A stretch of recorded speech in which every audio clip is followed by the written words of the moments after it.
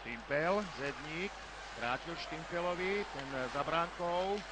Už sa naši obrancovia rozostavili do toho postavenia. Ľubo Višňovský nekompromisnou bombou. Stavil od puku Milan Jurčina.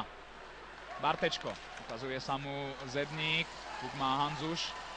Teraz Richard Zedník môže strieľať. Zedník 2-0, gól!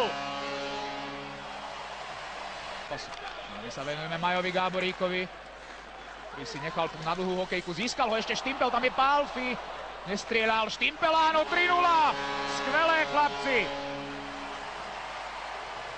Zostaví. Už je na rade Marian Hossa, priťukol Štimpelovi, Zedníka nahradil Marian Gáborík, už má Štimpel, Marian Hossa, 4-0. Konečne to padlo proti Lotyšom aj Majovi Hossovi. Štartoval aj na majstrovstvách sveta do 18, aj do 20 rokov, aj medzi dospelými. A dávame ďalší gól.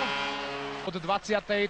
minúty čakáme na gól. Po Zedníkovej strele sme boli blízko k 6. gólu. Ivan Varanka. Tak to bola paráda.